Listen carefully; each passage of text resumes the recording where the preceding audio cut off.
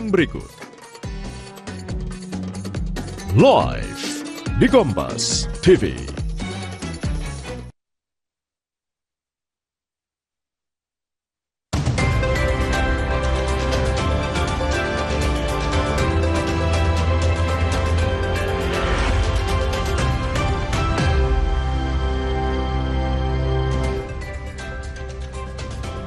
Halo, selamat pagi, salam Nusantara. Saatnya kami menemani awal hari Anda dengan sejumlah informasi menarik hasil liputan Biro Kompas TV dari berbagai daerah di tanah air. Inilah Jurnal Nusantara selengkapnya bersama saya, Glenis Oktania.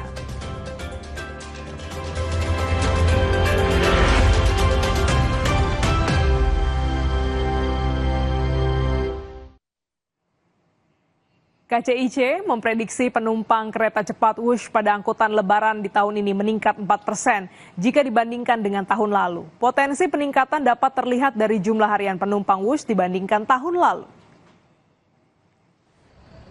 Penjualan tiket Wush untuk periode awal angkutan lebaran hingga saat ini menunjukkan tren yang positif. Meskipun belum terjadi lonjakan yang signifikan, namun KCIC memprediksi penumpang meningkat 4% dibandingkan tahun lalu, yakni menjadi 301.000 penumpang. Di tahun sebelumnya, saudara, penumpang Wush hanya mencapai 290.000 penumpang. Puncak pergerakan diperkirakan akan terjadi mulai dari 17 hingga 1 hari sebelum Hari Raya Idul Fitri.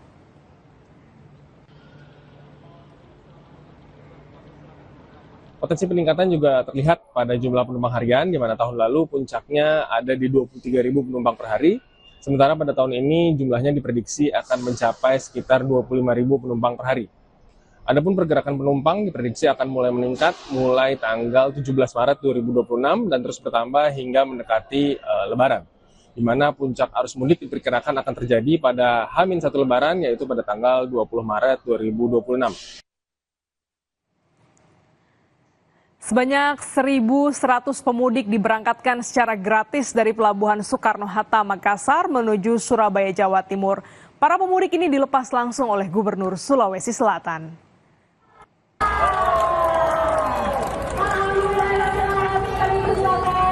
Pemudik diberangkatkan menggunakan kapal motor Labobar menuju Pelabuhan Tanjung Perak, Surabaya. Mudik gratis turut dilepas oleh Gubernur Sulawesi Selatan, Andi Sudirman Sulaiman, yang mengantar para pemudik ke kapal. Mereka terbagi dalam 400 pemudik gratis dari Angkasa Pura, 200 dari Telkomsel, dan 500 dari PLN.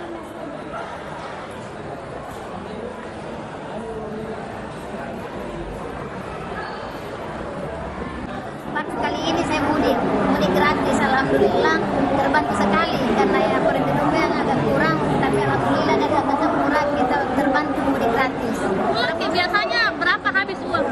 Lumayan banyak kalau kita beli tiket tuh. Berapa biasanya, Ibu? Kadang ada 20, kadang balik PP. Semua? Iya. Banyak Pak Jiem, dan tentu ini memudahkan masyarakat kita. Karena ada yang 7 tahun belum kembali juga, karena kesibukan mungkin, tapi ada program ini akhirnya mereka mau kembali bersama keluarga. Dan ini juga tentu dalam rangka memudahkan pengaturan terkait mudik, ya, pengaturan mudik sehingga mereka bisa bersama keluarga. Inilah bentuk perhatian pemerintah kepada warga, entah itu orang Surabaya, orang Jember tadi ada, orang mana, tetap kita bantu meskipun kita dari Sulawesi Selatan. Jelang Idul Fitri, komoditas telur ayam masih banyak menjadi buruan warga, khususnya ibu-ibu. Warga bahkan rela mengantre dari pagi hari guna membeli telur dengan harga di bawah pasaran yang berlangsung pada Bazar Pasar Murah. Guna memenuhi kebutuhan sembako, warga berburu telur ayam dengan harga terjangkau di Bazar Pasar Murah yang digelar Dharma Wanita Persatuan Dinas PKP Kota Palembang.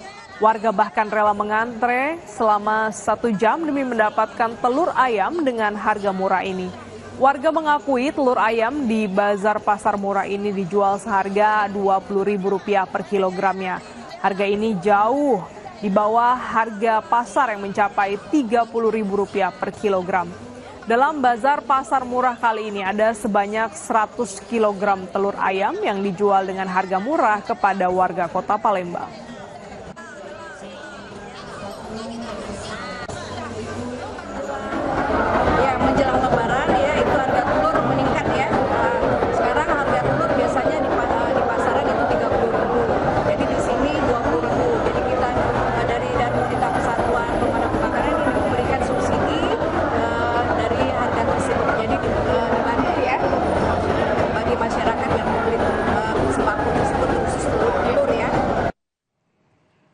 Umat Hindu menggelar upacara melasti yang digelar sebelum Hari Raya Nyepi di Pantai Lampu 1 Merauke, Papua Selatan.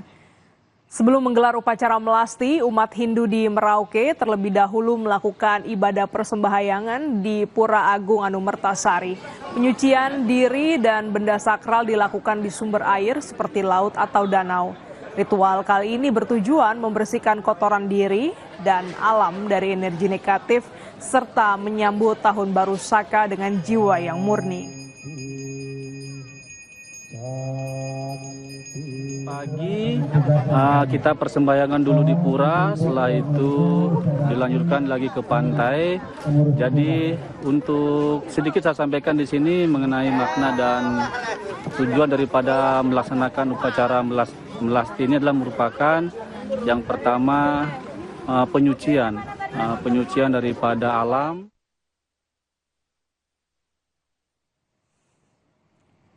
Forum Komunikasi Umat Beragama atau FKUB Denpasar Bali mengeluarkan seruan dan kesepakatan bersama pelaksanaan Hari Raya Nyepi yang beriringan dengan Idul Fitri 2026. Salah satu pelaksanaan ibadah menyesuaikan dengan catur berata penyepian.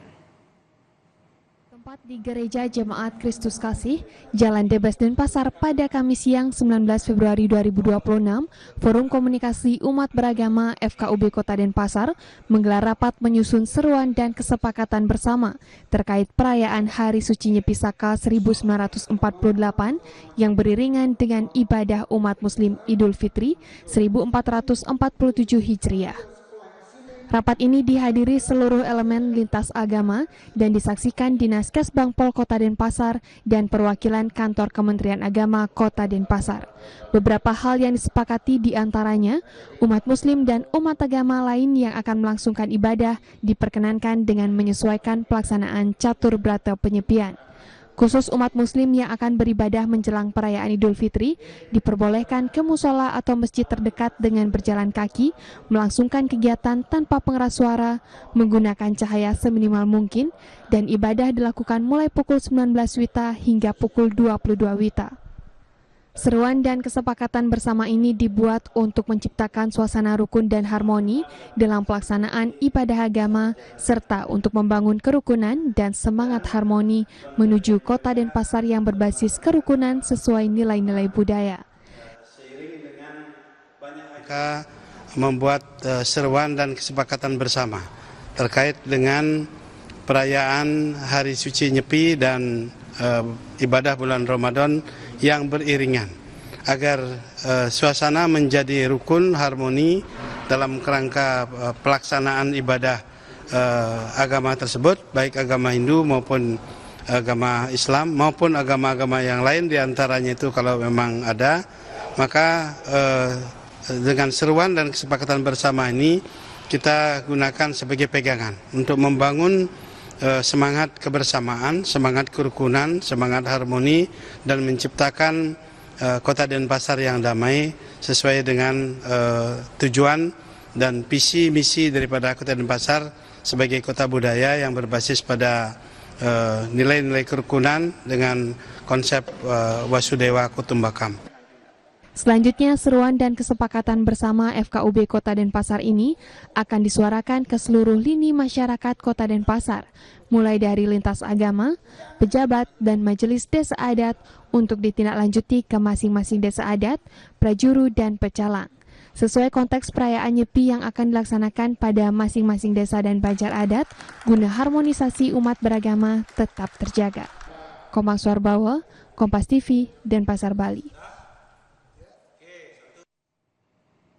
Saudara, seperti apa inovasi dan juga terobosan yang dilakukan Pemkab Banjar untuk mendorong peningkatan budidaya ikan papuyu? Sesaat lagi kami hadirkan ulasannya di Jurnal Nusantara.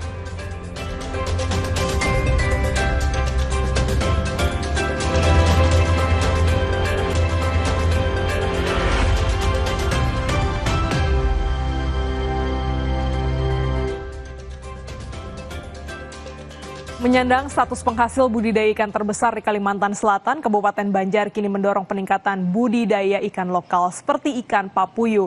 Upaya ini dilakukan mengingat hasil budidaya ikan papuyu masih minim sehingga perlu dilakukan percepatan untuk menjadikannya komoditas unggulan bernilai ekonomi tinggi. Kabupaten Banjar terus memacu sektor perikanan budidaya. Namun produksi masih sangat didominasi ikan patin hingga 65%, sementara ikan lokal seperti papuyu hanya berkontribusi 5%. Untuk memperkuat produksi ikan lokal, Dinas Ketahanan Pangan dan Perikanan Kabupaten Banjar telah menggagas gerakan pengembangan kawasan Kampung Papuyu atau Gerbang Kakapayu di tahun 2024.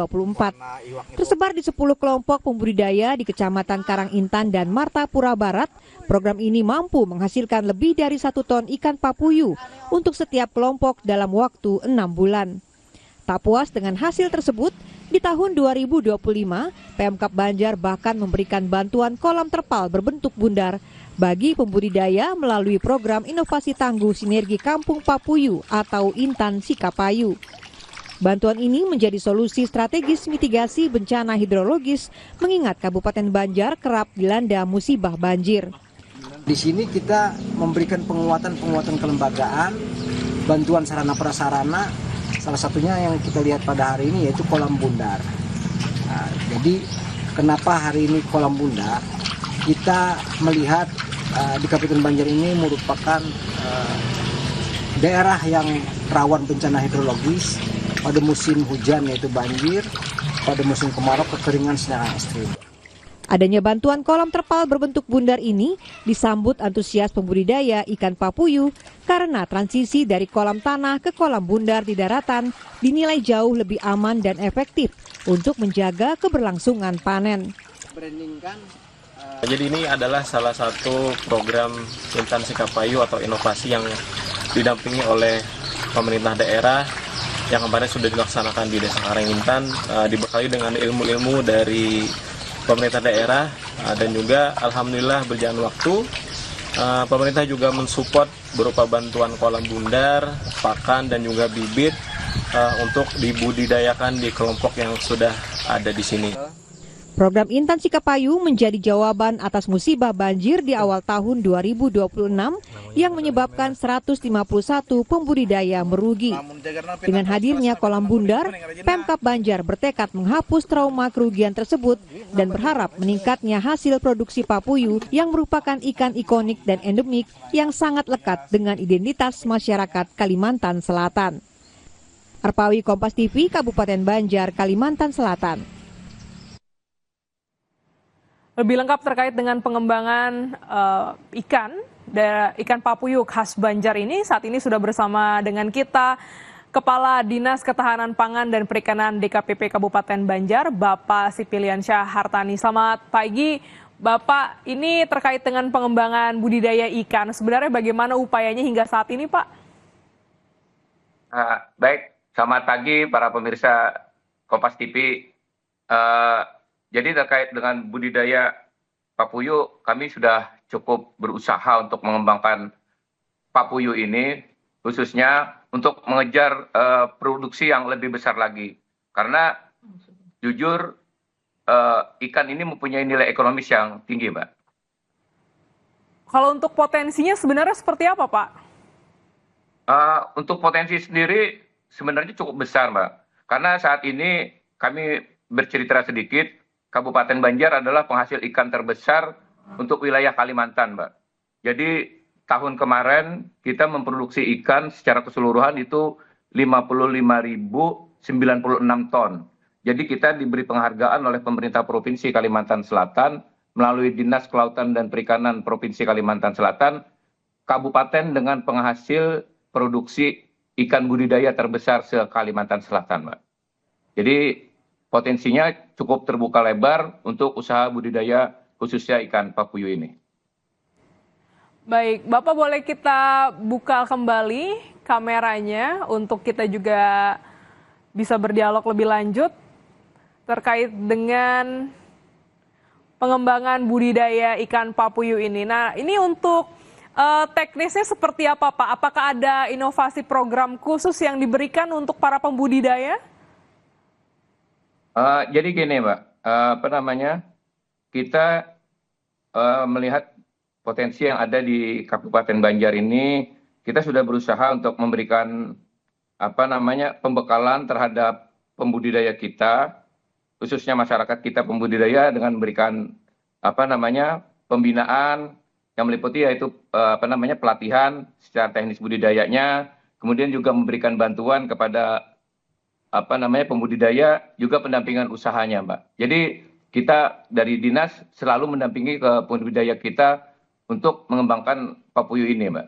Baik, pembinaan dan juga pendampingan dilakukan untuk memaksimalkan proses pembibitan ataupun juga panen ikan dari ikan papuyu ini, ikan khas lokal khas Banjar. Terima kasih Bapak telah bergabung di Jurnal Nusantara pagi hari ini. Sehat selalu. Siap, makasih Mbak. Pagi. Saudara, untuk menarik pemudik, sebuah rest area sekaligus posko pengamanan mudik di Limbangan, Garut, Jawa Barat disulap jadi wahana bermain dengan konsep Doraemon.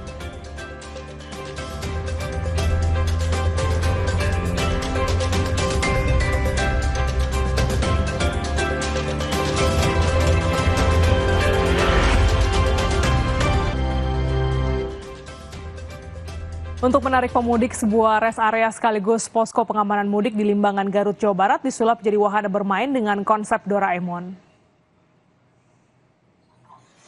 Sejumlah fasilitas disediakan mulai dari tempat ibadah, kamar mandi, ruang laktasi, hingga bengkel kendaraan dan stasiun pengisian bakar minyak atau listrik. Dengan hadirnya sebuah playground yang cukup luas yang biasa jadi favorit anak-anak untuk singgah saat mudik bersama orang tua mereka. Kasat Lantas Polres Garut AKP Luki Martono bilang pihaknya mengusung tema Doraemon agar ramah dan disukai anak-anak.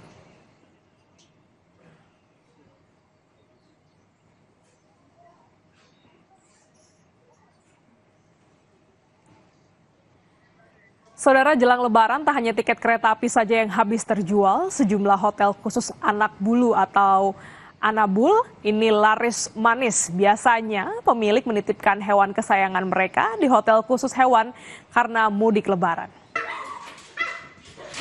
Menurut pemilik usaha, hampir seluruh kamar untuk Anabul miliknya sudah terpesan dengan kapasitas bisa menampung sekitar 100 anak bulu baik anjing maupun kucing. Biasanya pelanggan mulai ramai menitipkan Anabul mereka H-3 Lebaran dan diambil pada 5 hari setelah Lebaran. Setelah selain anjing dan kucing, jasa penitipan hewan ini pun terkadang mendapatkan permintaan untuk merawat hewan lain seperti hamster hingga kura-kura, namun dengan jumlah yang terbatas. Tidak jalan-jalan di luar lagi? Kalau hujan ya kita jalannya di sini. Bookingannya sih sudah hampir penuh. Terus menjelang Lebaran pastinya kita juga sudah menerima bookingannya itu dari cat hotel, dog hotel, sama penitipan lainnya kayak hamster, sama sugar glider, itu juga kita terima. Kurang lebih ya maksimal sampai 100 aja sih. 80 sampai 100 maksimal. Saudara, 30 menit sudah kami menemani awal hari Anda dengan beragam informasi menarik dari berbagai daerah di tanah air. Jurnal Nusantara kami akhiri dan selanjutnya Anda dapat menyaksikan program Sapa Indonesia Pagi. Saya Glenny Soktania, terima kasih. Sampai jumpa.